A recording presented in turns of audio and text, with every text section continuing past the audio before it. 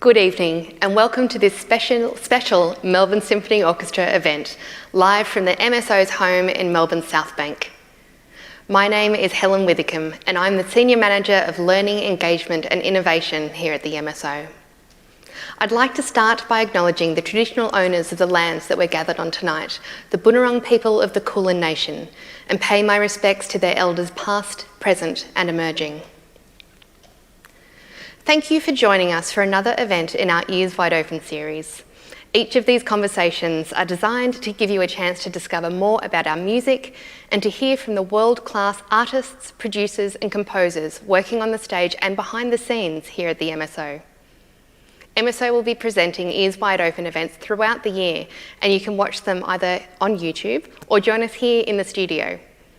Make sure you subscribe to the MSO YouTube channel to ensure you hear about our upcoming events. Tonight you will hear from women from all over the MSO. There's a special announcement about a new member joining the artistic family, and later you'll hear a beautiful performance from one of our MSO musicians, so stick around. And as always, please add your comments to the YouTube chat as we want to hear from you. But now, to open tonight's event, it is my very great pleasure to welcome Sophie Galais to the stage.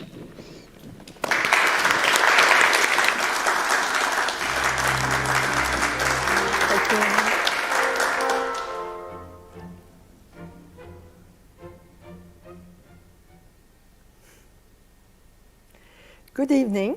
My name is Sophie Galais. I'm the Managing Director of the MSO. Tonight is part of our International Women's Day celebrations, and you will hear from some of the Superwomen who get week in, week out Melbourne's biggest band on stage, sharing stories from the road, behind the scenes, and on the stage of the MSO. You will be hearing about the significant contribution of our women to our successes. Thank you to our Ears Wide Open presenting partner, TarraWarra Estate, for their support of this program, and to Equity Trustees for their support of our International Women's Day program of events. At MSO, we are quite lucky to work with equal numbers of men and women, and they're all amazing. Tonight, you will meet some of our wonderful women and hear their story. To start with my own story, I was born in Montreal, Canada. I'm sure you can guess by my accent that I'm a proud French Canadian. I come from a modest family where music and the arts have always been present and valued. As an infant, my father would play Chopin to help me fall asleep. As a child, I studied flute and fell in love with music. At the age of 17, I auditioned and won a principal position with a German orchestra. Since that time, I have had the pleasure of working in Germany, Switzerland, Paris, North America, with many amazing artists, such as Pierre Boulez, who has been a major mentor in my life. Diagnosed with a chronic breathing condition in my mid-20s, I unfortunately had to abandon my career as a flautist. It was a setback, but also an opportunity. Recognizing that I, more than ever, wanted to be part of the world of music, I went back to school, earned a PhD in musicology, wrote books and articles, and taught music for some years, while at the same time working in arts administration and getting an MBA. 5 years ago, I was invited to lead the MSO after having led the Queensland Symphony Orchestra and the Orchestre Symphonique de Québec. One of the reasons that made me choose to work with the MSO, apart from the artistic excellence of our orchestra and our great musicians, is that we share a strong belief in the value and importance of music education, learning, and engagement. I still feel I'm a lucky girl. It is an honor and a privilege to lead this world-recognized and iconic arts institution, one of Australia's cultural flagships. There is no better place than at the MSO to realize two of my passions, music and people. It is a wonderful feeling when we expand and deepen our engagement in the community, capture new audiences, and win their hearts. In my role as a managing director, I have the overall responsibility for the organization. I work and interact on a daily basis with wonderful people from our board, the leadership team, our musician staff, as well as many other external stakeholders, government officials, donors, and corporate partners.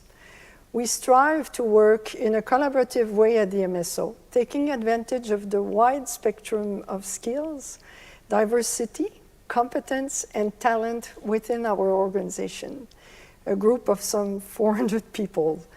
That's quite a pool of talent. I'm grateful for all the feedback and advice I have received from many amazing men and women throughout my life. What resonated particularly with me after the events of the past year is the necessity of achieving a work-life balance, and I'm still working on it. This is also probably the best advice I can give to other women. As I often say, this is not a marathon, this is a marathon, not a sprint. Thank you for your time. And now, please welcome to the stage Sylvia Hosking.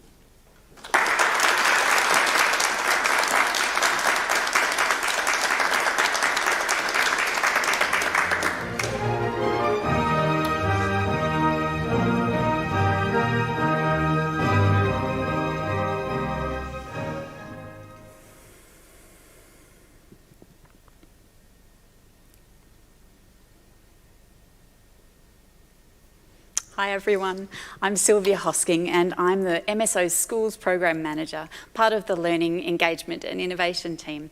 I look after anything to do with schools and I have the privilege of ensuring that every student in Melbourne and Victoria has access to this wonderful institution. My biggest love in this role is MSO's flagship community music program, the Pizzicato Effect, which provides music tuition free of charge to children living in the city of Hume. This was actually my entry point into the land of management, and that was not too long ago. But first I'll start backtracking to 1993. After graduating the Victorian College of the Arts, majoring in double bass performance, I moved to The Hague in the Netherlands for further study. And whilst rehearsing, most unlikely, with a community orchestra, I met an amazing viola player named Emma. I told her my story, and she told me that I would come and live in her backyard garden house. People generally did what Emma said. She was fiercely loving. I paid no rent, no utilities, just long-distance phone bills, and received a welcome bottle of champagne the day I moved in. What a revelation to me. Such generosity to a stranger. It truly baffled me. And importantly, it meant that my 1 year last-ditch effort to really polish my playing could be extended. As a music student, of course, my life was all about me, my practice, my instrument, my future. I learnt that Emma had survived 3 husbands, all doctors. 74 at the time, she lived alone and independently with her cat, Snook. She performed regularly on the viola with orchestras. She volunteered, lent her support and her opinion to many charities locally. Every morning, without fail, I could see her through the window, her quiet gesture to self-care. Emma would engage in what I considered to be very old woman basic exercises, the same ones I now do.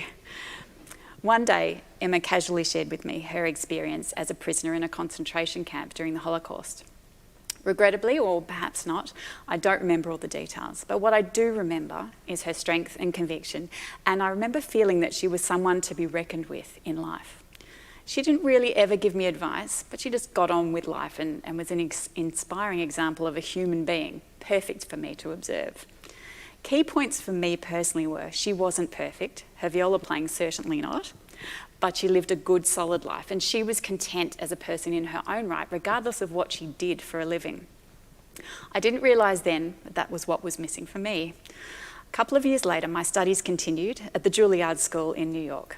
I was 28, living in the dormitory, surrounded by amazing performers, still pursuing a career in music and perfection in life generally. By this stage, I'd spent 5.5 years studying overseas, a far cry from the 1 year expedition I'd embarked upon, and was finally ready to come back to Melbourne. I loved New York, but you could see it smeared over people's faces who'd lived their entire lives there. So after a successful audition, I came home as the MSO's assistant principal double bass. 20 years would pass very quickly, where the buzz of music performance never faded. I remember saying to my then husband, pregnant, "What if my child doesn't like music? I won't have anything to offer them." Well, this statement should have sent red flags to me, and certainly would have to any psychologist in the room. Identifying self with career was nothing new for me, but it meant that as my physical body became unable to play without pain, my sense of who I was and my role in the world was fast disintegrating. I had to become ready to let something go, which had sustained me through every facet of my life until then, to the exclusion of almost anything else. At age 46, and after strong encouragement from a few lovely female members of management, and they were all exclusively female, I'm not making that up, I felt there might be more to me, and I began the uncertain journey into arts administration. I suppose my Superwoman moment came when I could see that actually there's no such thing. We're all human, fallible and flawed. Stepping away from the stage when it no longer served me, except to perpetuate the illusion of a perfect life, meant the beginning of more personal and fulfilling growth. Music, of course, is an intrinsic part of me, of all of us. Life as a schools program manager is not as glamorous as being on stage with the band, but it is real. It's meaningful and important work. And I meet with and consult with some incredible people, both musical and otherwise. And now I enjoy expanding my horizons more than I ever have, whilst continuing to share and draw on my experience of music. My huge opportunity now is to spread the word of music, where I see we're in crisis as a society, music education, and that really drives me. I've learnt finally that I'm a human being, and apparently quite an intelligent one, and I'm certainly more emotionally aware, with a developing confidence in self for self's sake, not for what I do. I like that, and I think that's probably enough Superwoman for me. Thanks very much.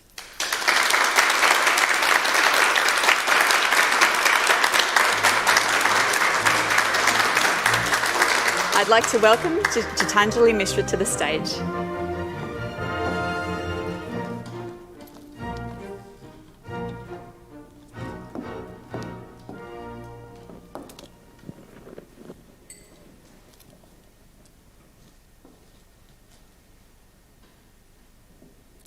So I sat down to write this speech late last night, if we're being honest, and I found myself really unsure of what to say, or more importantly, what needed to be said.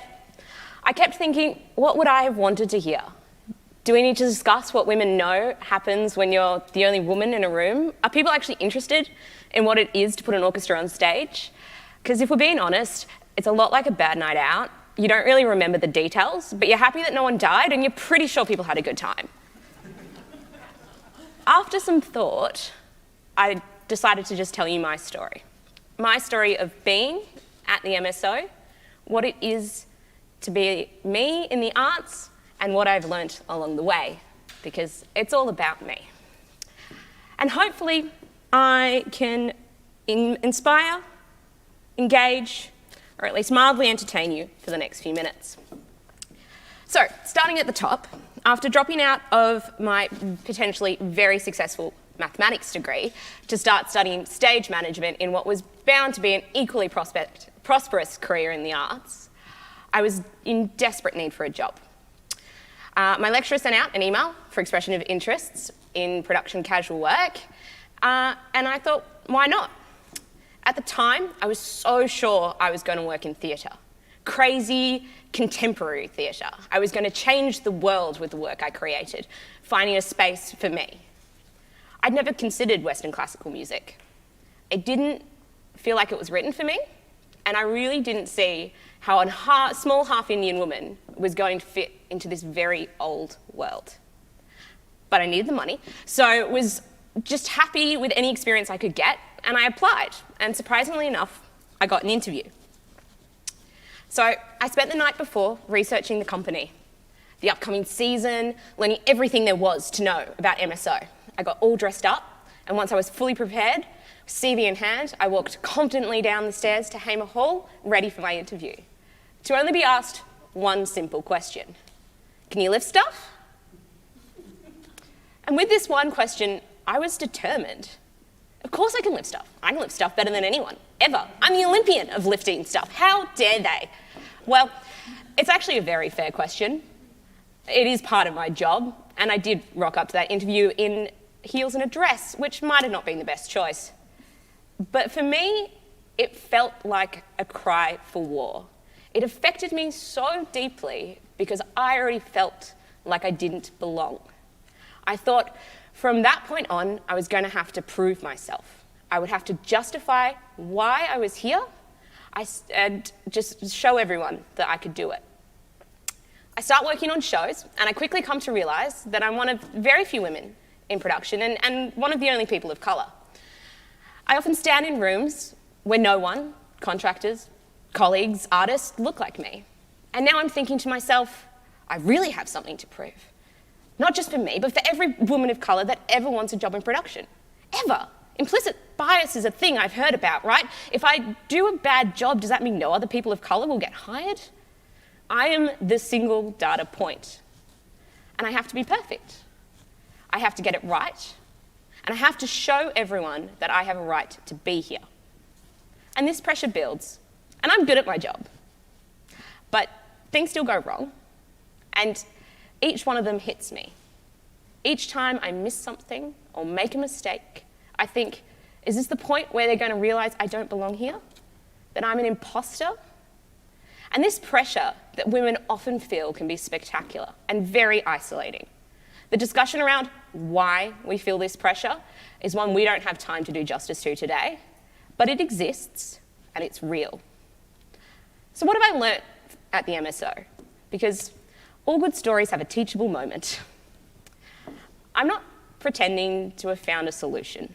This is something I still feel all the time, in moments where I look around a room and see that maybe I don't fit in. However, my biggest tip to anyone out there is to find your allies. Because at the end of the day, most people are not questioning why you are here. There will always be people out there with certain misconceptions, but I've been lucky enough that when things have happened to me, I've been surrounded by a very supportive team who are more than happy to help me fight my battles.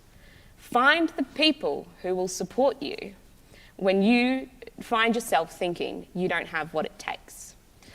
Thanks to the amazing people here and around me, I am now starting to realise that I don't have to prove myself. I have a right to be here. You have a right to be wherever you are. And if anyone tries to say otherwise, come find me. Try and find a way to feel comfortable in the spaces that you occupy. You have a right to be heard, so talk louder than anyone else and make sure you are. Make people hear you and make people notice you. Thank you.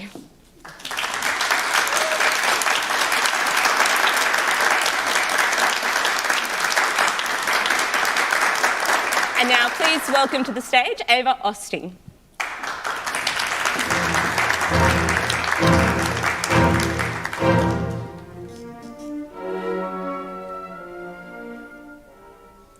Thank you for inviting me to speak here today. It's been really amazing hearing all of these stories from everyone at the MSO, and it's also given me an opportunity to reflect on my own story. I create content, which means I'm a visual storyteller. This means I direct, I film, produce, and edit pieces for the orchestra to put out into the world. This also means I'm on the wrong side of the camera today. I joined the Melbourne Symphony Orchestra actually just 3 months ago. However, my journey in music started before I was born. My mother was one of the founding members of the Estonian Philharmonic Chamber Choir, which meant that even before I was born, I was immersed in music. My late grandmother, Virve, was a strong believer in classical music and music education. Music and song is part of our heritage as Estonians. Growing up, I was encouraged to play the violin, to sing in a choir, to run around backstage of concert halls all across the world. But something was not quite right. I never felt even though the music became an innate part of me, I never felt like I belonged. I never felt comfortable performing. I felt out of place. This meant when it was time for me to decide which direction to take in my life, I decided to go down the path of filmmaking. I remember my mother, before I left for film school in London, that one day I wanted to create a music video for Arvo Pärt, the classical Estonian composer.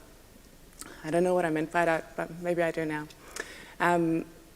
So recently, I was actually in this same room filming the orchestra.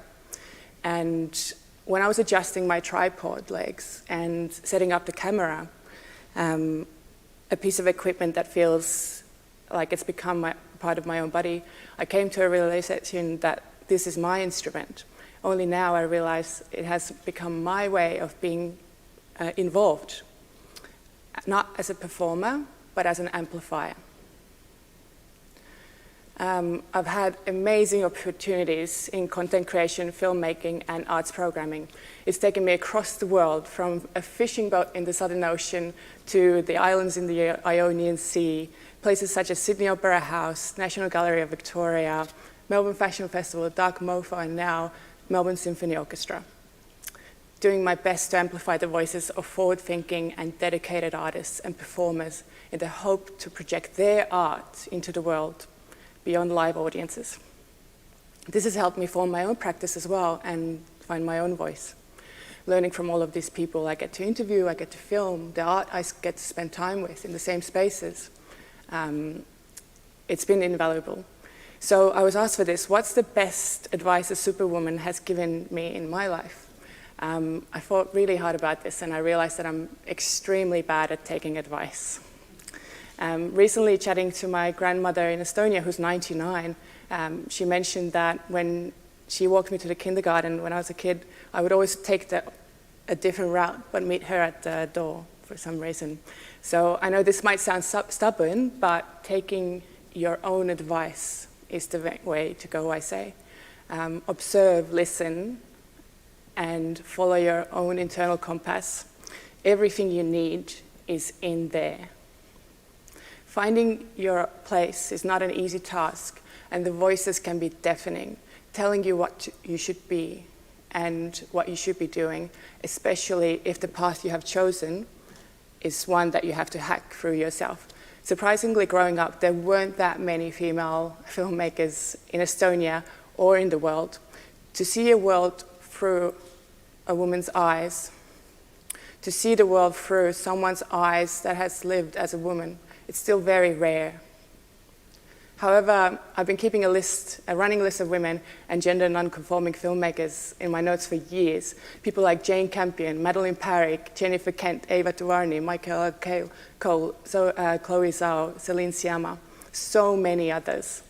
So I can always go back to it and remember that there are people out there doing work, pushing through barriers, building on the work of others before them, carrying the burden whilst withstanding prejudice. Not fitting in, but belonging. There's no way of being a woman, but there's no one way of being a woman, but there's a place for every instrument in the orchestra. There's surely a place for all. I see people every day around me at the MSO and in my personal life making their own paths in music and in art, not allowing expectations of gender keeping them from being great artists and musicians. Throughout my career, I've had the support of so many incredible women, and hopefully in the future I can also support others. Thank you. And please welcome Suzanne Dembo.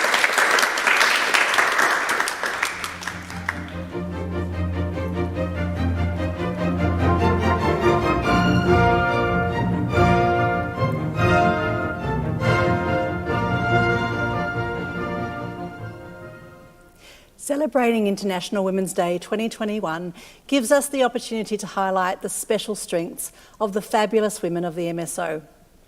And our women are so very special, guiding, supporting, educating, and most particularly inspiring and challenging the achievement of our vision to enrich and contribute to the cultural life of the people of Victoria. From the smart women who make up half our board to the musicians of our great orchestra, those in my team, Sophie and my colleagues on the panel tonight, all bring so much to the table, and they do so every day. I have the pleasure of working very closely with them in my role as Director of Philanthropy and External Affairs. So a little about me. The pursuit for the advancement of women has long been in my family. My grandmother fought in Spain in 1936. She was one of the founding members of the Women's Electoral Lobby in Sydney in the late 60s. And my mother, Diana, seconded to Whitlam's Prime Minister's Department, organised the first International Women's Day Conference in Canberra in 1975. I joined the MSO in January 2015, and my father was delighted, having claimed my love of music came from his playing Mozart through headphones onto my mother's stomach when I was in utero. My children grew up listening to Brahms and baby Mozart and Beethoven when they went to sleep each night, and my son Tal now spends his evenings composing. But this is where my musicality ends. I did take piano lessons in primary school, but regrettably, my teacher was not very inspiring. I still remember my last lesson, my teacher telling me the same thing every lesson for months, something about finger position. Then one morning, she did exactly the opposite. When I raised the point, she told me, it doesn't really matter. I never went back. I hadn't thought much about that teacher until putting this narrative together, but it does illustrate how important it is to be passionate about what we do, to realise the impact we have on others around us, and to practice what we preach. And I try to live these values every day. In external affairs, we look after government funding, annual reporting, international relations, and corporate communications. In philanthropy, we build relationships with our donors, our subscribers, and the many trusts and foundations who help fund the important programs of our MSO. It's a wonderful cycle that sees us work closely across all MSO teams, including, I'm fortunate to say, the musicians of our great orchestra. What's important to community is reflected in the programs we develop that are then supported by community and government partners. What I love the most about my role is connecting our community with the music and the musicians they love, having real conversations with so many supporters who openly share their stories of how important the MSO is in their lives, or in many instances the lives of their families long ago. Today I attended the memorial of a donor who had been attending MSO concerts for 70 years. He was truly part of our family. There's a wonderful quote, "Do not follow where the path may lead, go instead where there is no path and leave a trail." Throughout my career with Accor Hotels and the Australian Ballet before this, I've been fortunate to work with inspired leaders, smart and supportive leaders, those who believed in the contribution I could make and saw the same opportunities for growth. I'm grateful to the leaders who champion the growth of others. It's so important that we do see the best in others, to assume that in most instances our colleagues, our partners, friends are doing their very best. Sure, we might make mistakes, but the assumption has to be that making the mistake was never the person's intent. We all wear many hats as women: mother, wife, daughter, and daughter-in-law, friend, colleague, manager. Tonight, 30 years after dressing up as Wonder Woman for my 21st What I Want to Be When I Grow Up birthday party, I get to add Superwoman to that list. Thank you for that.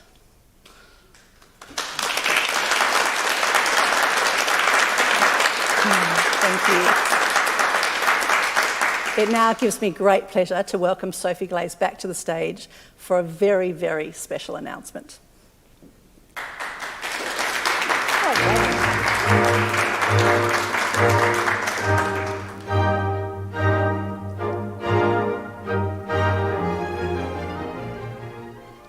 Tonight we have a very special announcement of another superwoman joining the MSO artistic family. Dr. Anita Collins is our first ever Creative Chair for Learning and Engagement. Anita is an award-winning educator, author, and researcher in music education and brain development.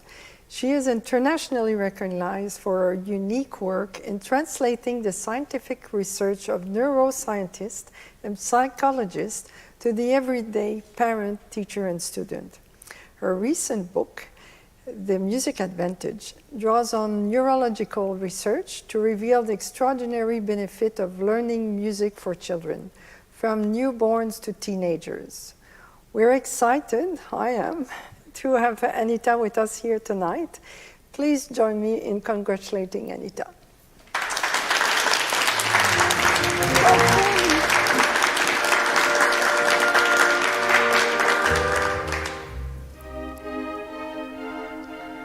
Thank you so much. The first thing I would like to do is to thank Sophie. I have only just met Sophie face to face tonight. So I live in Canberra, and this whole role that I'm about to take up has been done via Zoom. And the most amazing part of it has been that the conversations that we've had have inspired me to take on this role, which really doesn't have that many parameters yet. So I would like to thank Sophie for the invitation to do that, but I would also really like to thank her because the sense even across Zoom of true collaboration and collaboration with all of the team has been really, really important to me. But also I am so incredibly excited about working with someone and working with a team who's really excited and happy and energised and challenged by the idea of going into the unknown. There's no other role like this. So this role was announced a little bit late last week, and I've had wonderful messages from all over the world. It's been fantastic. And so many of them have been, so what are you going to do? And I've gone, I don't know. But that's part of what's amazing about this, is to lend my thinking, my thoughts, my crazy ideas, and work together with a team to figure out where an orchestra, and there are so many traditions about orchestras and education programs, where that could lead in this new world. I'm first of all really excited. I'm a classically trained clarinetist who then decided to go a different way and become a music educator. It was the best decision I ever made. Who then, 3 years ago, decided to do something a little bit crazy and take up cello. Very different from clarinet. But I am also an orchestral player and have been in the past, and my first thing I'm excited about is working with the MSO musicians. So many of them are educators, so many of them are so passionate about the learning of the next generation of musicians, and I really want to be involved with them. I'm very, very excited to work with the idea of helping teachers in classrooms. The teachers of today, what do they need today, and where does MSO sit in that? And that's such an important thing to consider, because again, we have to ask the question, what if we did this? What if we did that? How can we help? But as always, I think I'm most excited about working with the students. And again, they're the students of today. The COVID year, and it has been more than a year, but has shown us so much about children and their learning. But I think it all still comes back to connection. I've had the very great privilege of working with a few other orchestras in Australia, and I have a very strong memory to share a story we got one of the musicians to come down off the stage onto the floor and allow the students to come around them, double bass player, and got the double bass player to play, and the kids, primary school students, were all around and watching, and he let them feel the instrument, feel the vibrations that were coming from it. He talked to them, he had conversations, and afterwards I caught some of the kids as they came back to sit down. I said, how was that? And one little boy, it's always a little boy, pipes up and says, you know what, he's got a robot. I thought all of them on stage were robots. And that tells me that we need to constantly get our students close to the musicians, make them human, make them real, so they can truly understand what it is to be a practicing professional musician, but also what the value of music is to everybody, not just that person upstage who they think maybe might be a robot. It's been amazing to sit and listen to these stories, these very open, these very honest, these very true, these very deep stories. I think the last story, the story I would add on the end, is that 4 years ago I had lots of titles. I was a music teacher. I was an assistant professor of music and arts education. I could explain myself to anyone who asked, what do you do? But I knew I needed to do something more, and I needed to try something where there was no path. And I even had to come up with my own title, which was a neuromusical educator. which everyone sort of goes, oh, that's interesting, what on earth does that mean?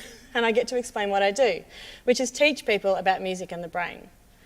But the thing I learned overall, and from all the women around me, is give yourself permission to step into the light. You are allowed. Thank you so much, and it's going to be an exciting ride. Can I please introduce Sharon Lee?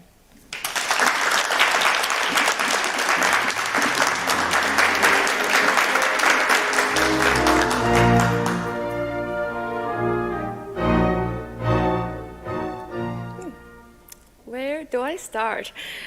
Next Friday is my 3rd anniversary working in the MSO family. Who I am a qualified accountant, a finance leader, and a mother of 2 very beautiful children. Ever since I was a young graduate, I always search meaning, purpose in my work, and what wakes me up in the morning, and what drives me to go that extra mile, and what actually motivates me. And I want to take part in a mission to help people to live their life to the fullest. And I want to take part in a mission to deliver music experience, and that very experience to bring out positive energy out of you, and that very experience to light up your day, makes you smile, eases your pain, and it gives you the strength to move on. The Melbourne Symphony Orchestra has been there for over 150 years, delivering excellent music experience, and I'm so proud of being able to contribute to its mission. I lead the finance, IT, risk, and legal functions for the MSO. Me and my team plays a key role in ensuring the financial longevity of the organization by putting systems in place, processing data, delivering business insights, monitoring risks, and modeling financial impact of upcoming business decisions. I was once asked a question that why what I do really matters. Back office function, accountant sitting in front of the computer. So I would like to think the MSO mission as a non-stop engine delivering music, an engine that takes MSO from one strategic priority to the next.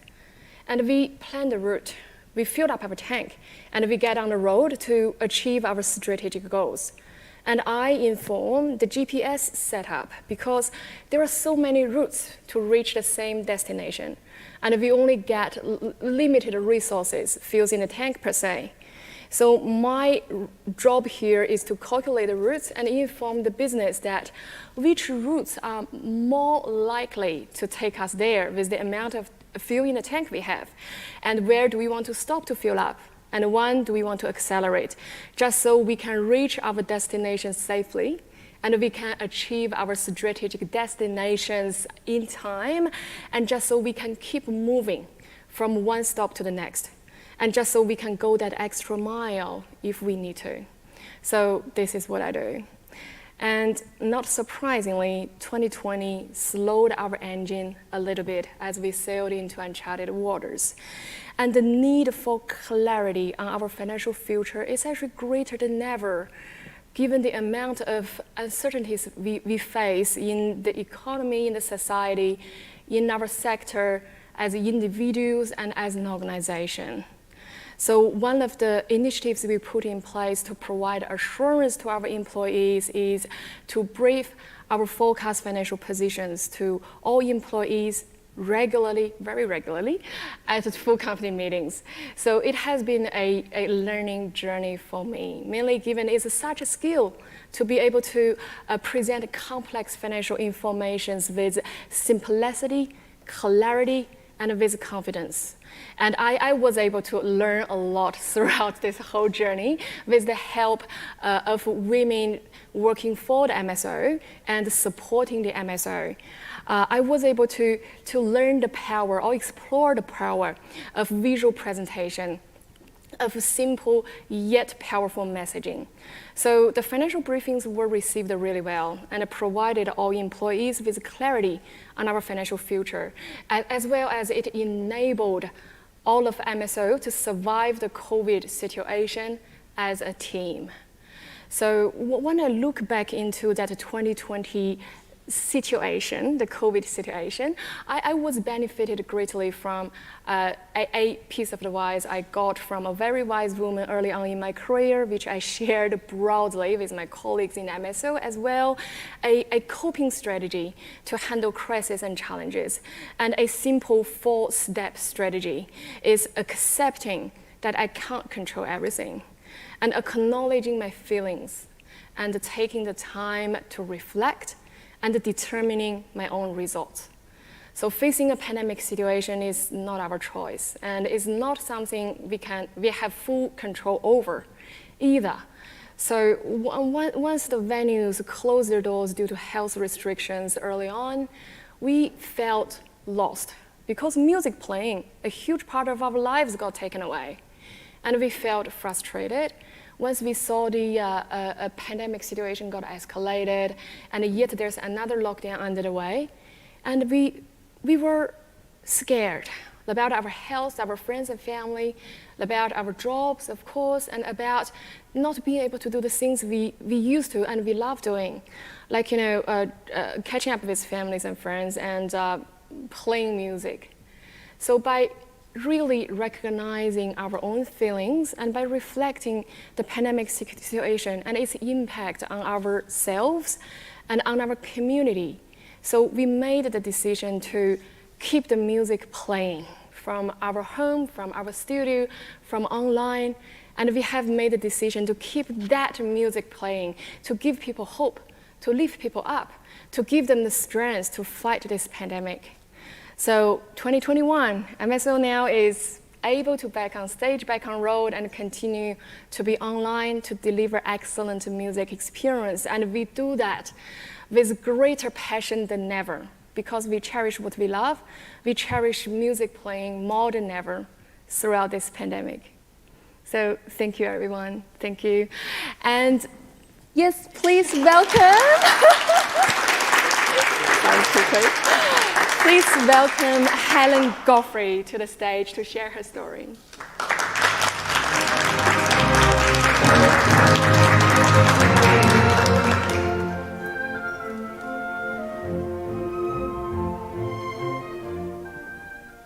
Hello. Just before I start, I just want to acknowledge how wonderful it is to be in a room with such an amazing group of not only intelligent but witty and beautiful women. So I just want to acknowledge that because we don't often all sit in the same room. So thank you for including me. I'm Helen Godfrey, and for the past 3 years I've been the orchestra manager for Melbourne Symphony Orchestra. This means I'm responsible for the day-to-day activity of the musicians. It's a diverse role involving both administrative and personnel and engagement activity, more plainly, from rostering to building schedules and ensuring the musicians are prepared to deliver their very best every time they step onto stage. I feel a sense of achievement when both the permanent and guest musicians of the orchestra present as the MSO on stage. Playing my part is frequently challenging, but also always exciting. I came to join the MSO after some years of looking for the best way I could contribute to the orchestra's success. I'm lucky to have been linked to the company over the past 7 years since I returned from working in London in 2013. My previous role as a concert and event manager at Melbourne Recital Centre, just across the road, means I didn't have to travel very far physically or in the industry in this career step. It was very important for me to find a really excellent team dynamic, to find work that would be both challenging and inspiring, and to be involved in the creation and delivery of world-class performance. It was Gabrielle Waters and James Foster and the operations team at Melbourne Symphony Orchestra which provided me with that opportunity.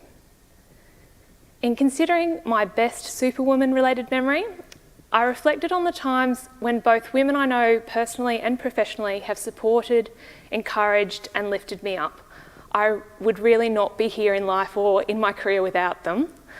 I also don't want to exclude the men who have recognised my capabilities and championed me along the way, although I know we're here to discuss women at the front.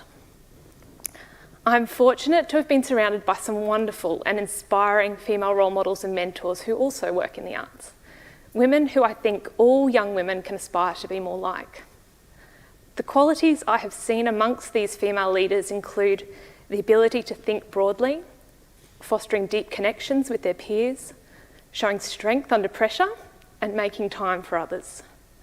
I hope to build and demonstrate at least some of these qualities myself and to be more like these women.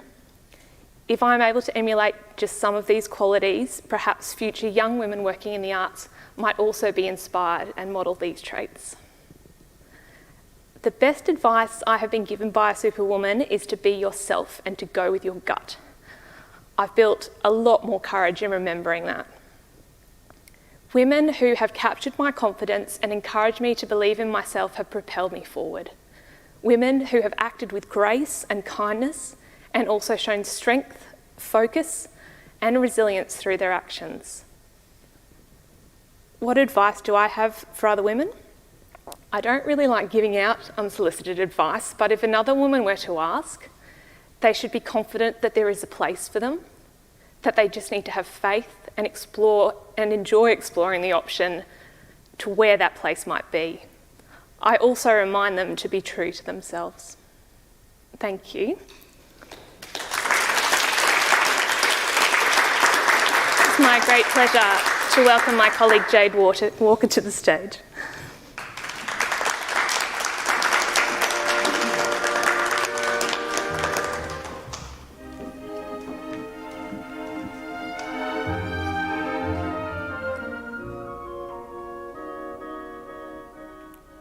So just over a year ago, in a very pre-COVID world, I bumped into my old high school principal from Brisbane. It had been nearly 24 years since I'd graduated, so of course she wanted to know what a Clayfield College old girl was doing. I revealed to her that I was head of partnerships at the MSO, and her delighted response was, "I'm really glad you're doing something that suits your people skills." I've always been a people person from grade 1. The predominant commentary on my school report centred around my chatty and talkative behaviour in class. My interest in people has coloured my career choices throughout my life, starting in media as a print journalist, then a television publicist, where I met a lot of amazing people from really diverse backgrounds. I did further postgraduate study in business, where I became interested in consumer behaviour, which led me into another degree in psychology. And I was able to apply that knowledge while working across the media and entertainment and education industries in roles that spanned marketing, strategic integration and sponsorship, leading to a speciality in partnerships over the last 3.5 years. Partnerships is quite simply about partnerships, two brands that come together to work together for a mutually beneficial business outcome, be it sponsoring a concert series, co-developing product together, or creating an amazing activation or event. And like any partnership, there are people involved. So for a great partnership to work, you need insight, compromise, transparency and trust. So as a people person, these are core values that I place great personal importance on and always try to bring into my role. As a people person, I'm really affected by the people that are in my workplace and environment. So I was initially attracted to the work at the MSO because I love the arts and had previously been a performer in musicals and choirs in my teens and 20s and an adequate violin player. However, what ultimately made me really appreciate the MSO was the strong female representation within the leadership and senior management teams, which was a much larger representation than any other workplace that I had ever worked in. I was really impressed by this group of really strong, dynamic women who provided me with a lot of incredible support, advice and true friendship across the board as I eased into my role. But back to high school. My principal always very deliberately told us that girls can do anything, and I always thought that was a really obvious statement at the time and didn't really pay much attention to it. It was only until I experienced the workforce that I realised the difficulties that women can face in the office and how important it is to have strong and supportive female role models. I am really lucky to have had a lot of superwomen in my life. My mother, who is here tonight, who really did it all. My colleagues, many of whom became my friends and mentors, and I can really only hope that one day I can be the same type of superwoman to my team. Thank you very much.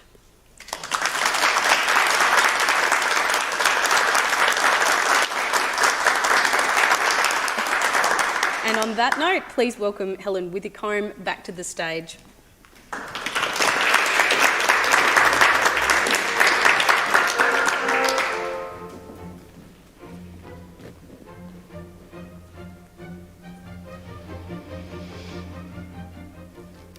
sadly, that brings us to the end of tonight's event.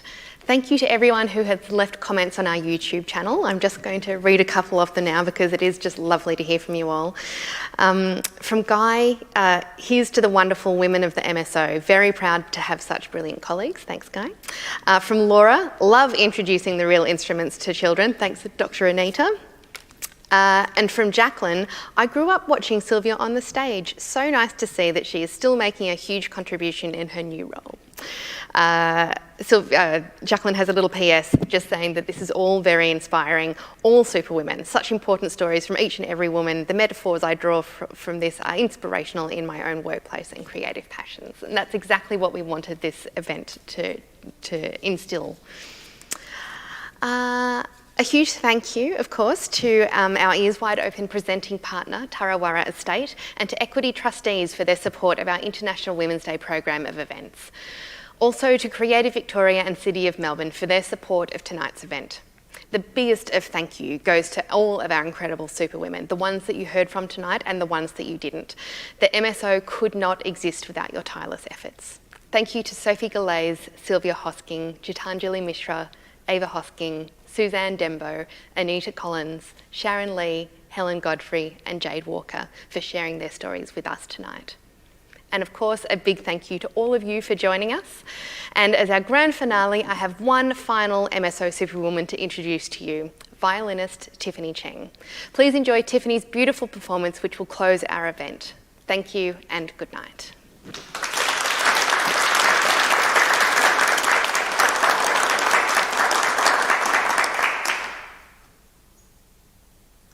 Hello, and thank you all for joining us tonight, celebrating my wonderful friends and colleagues. Unfortunately, despite all the work we've done, there's still a ways to go yet, but I know that we will live in a world where everyone is treated equally, regardless of gender, race, identity, and everything else that some use to divide us. So my name is Tiffany Cheng, and this is my third year as a second violinist at the MSO, and tonight I'd like to play for you the Allegro from Bach's A minor sonata.